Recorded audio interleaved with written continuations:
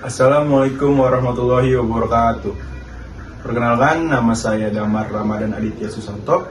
NIM saya 442371191. Kelas saya 446J01.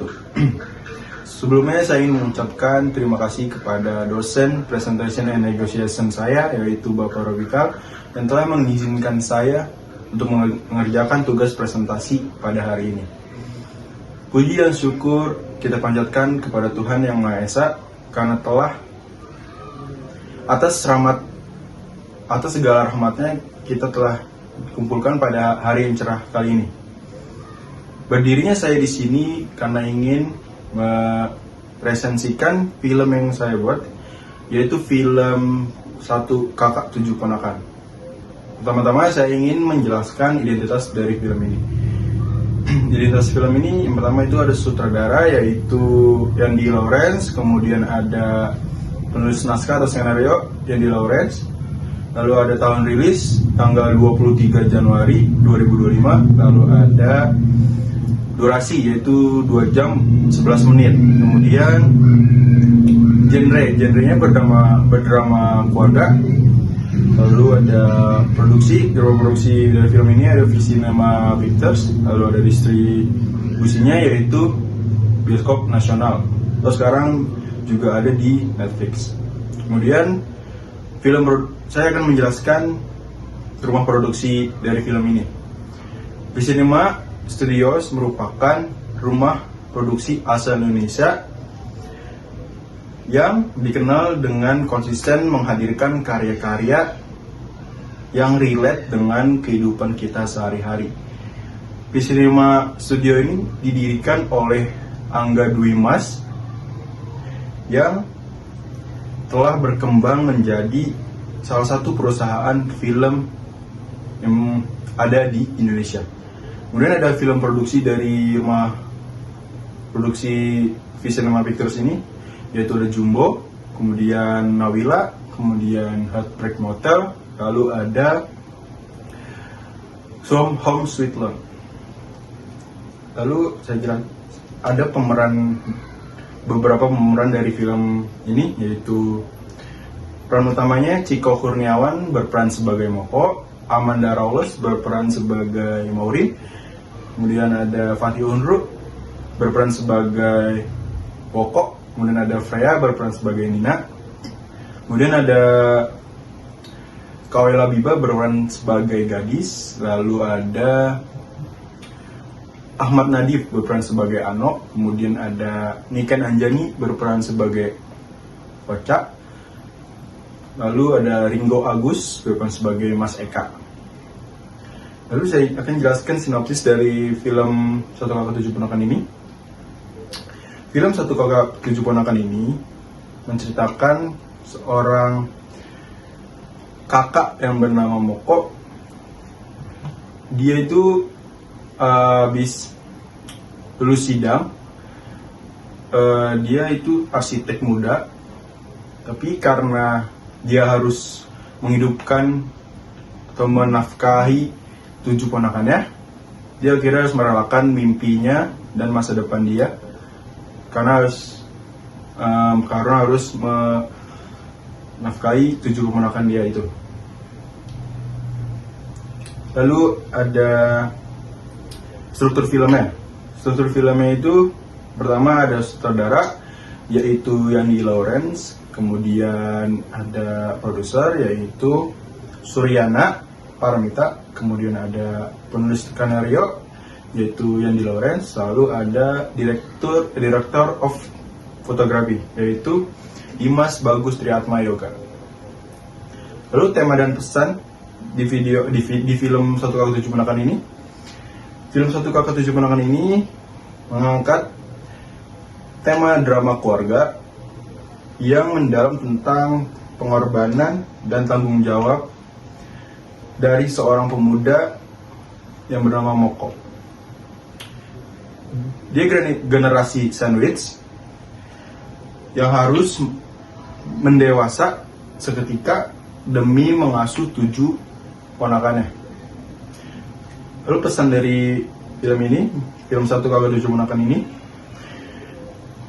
menyampaikan pesan yang menyentuh tentang arti pengorbanan yang tulus dan keteguhan hati dalam memegang tanggung jawab besar untuk keluarga. Kekuatan utama untuk bertahan meski harus mengesampingkan mimpi pribadi demi masa depan diri sendiri.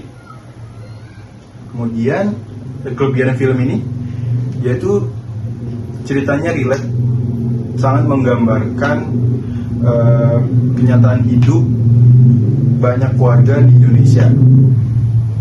Lalu acting dari para pemainnya sangat natural. Chemistry antar pemain terasa sangat nyata seperti keluarga asli. Kemudian visualnya hangat. Pengambilan gambar dan warna film sangat memanjakan mata. Lalu ada musik yang sangat menyentuh. Lagu-lagu yang ada di dalam film Satu Kakak Tujuh Ponakan ini berhasil memperkuat suasana sedih dan haru. Lalu ada kekurangan filmnya. Yang pertama, alurnya lambat. Tempo penceritaan berasa lambat sehingga bagi yang menonton itu merasakan bosan. Lalu ada kurangnya latar belakang. Beberapa alasan mengapa ponakan tersebut dititipkan itu tidak dijelaskan secara detail. Lalu ada karakter pendukung yang dangkal. Beberapa tokoh di sekitar Moko itu tidak diberi ruang untuk berkembang. Lalu kemudian ada konflik kurang tajam. Penyelesaian masalah di beberapa bagian dianggap terlalu sederhana atau menggantung. Lalu kemudian ada kesimpulan yang saya dapat di film Satu Kakak Tujuh Ponakan ini adalah film keluarga yang sangat emosional karena berhasil memotret realitas pengorbanan anak muda yang terjebak tanggung jawab besar dalam keluarga.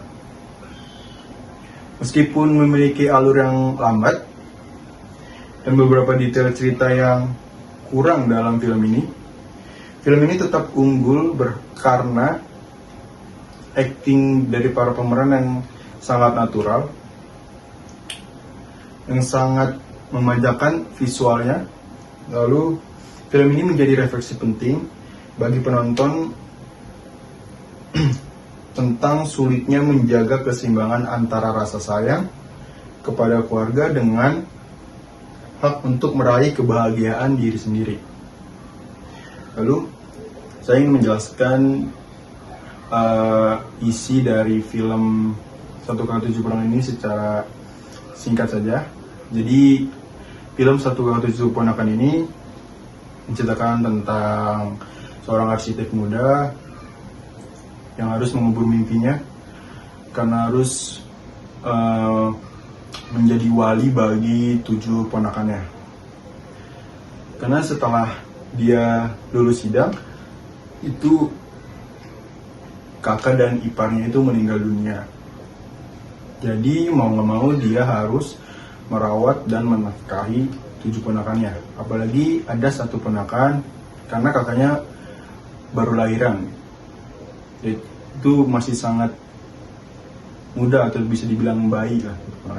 Itu dia sempat stres,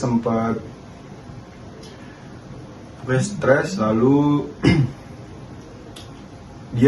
tapi untungnya dia mempunyai pacar yang bernama Maureen yang diperankan oleh Amanda Rawless. Nah, itu dia sangat didukung oleh pacarnya. Pada suatu ketika Moko ini ingin melamar pekerjaan.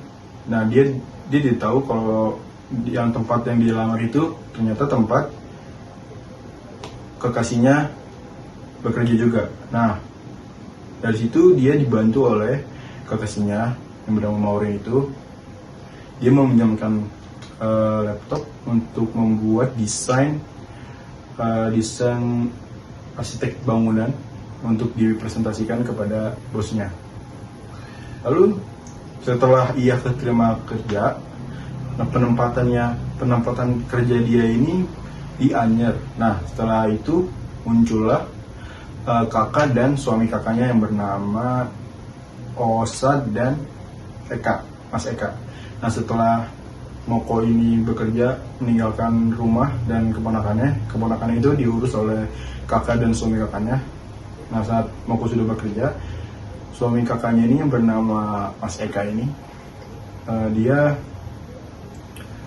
suka berbohong kepada Moko. Seperti misalnya dia meminta uang kepada Moko karena ingin mengajak keponakannya makan di luar. Tetapi setelah Moko pulang ke rumah, balik lagi ke rumah, dia mengetahui kabar kalau ternyata Mas Eka itu berbohong. Duitnya itu dipakai bukan untuk keponakannya tapi untuk investasi. Nah, investasinya itu bodong. Lalu keponakannya itu disuruh bekerja, seperti Woko bekerja di tukang fotokopi di samping kampus impian dia. Lalu Freya bekerja sebagai pegawai restoran yang kerjanya suka harus marah-marah kepada pelanggan. Lalu ada Ano bekerja sebagai kuli bangunan. Setelah Moko menemui ketiga ponakannya itu, akhirnya mereka semua berhenti bekerja. Nah, kemudian akhirnya mereka satu keluarga, Moko, Nina, terus Ano, Woko, dan Maureen dan Osa itu akhirnya berkumpul kembali membangun keluarga yang utuh kembali, seperti itu. Baik, cukup sekian presentasi dari saya, Damar Ramadan Aditya Suntuk. Terima kasih atas waktunya.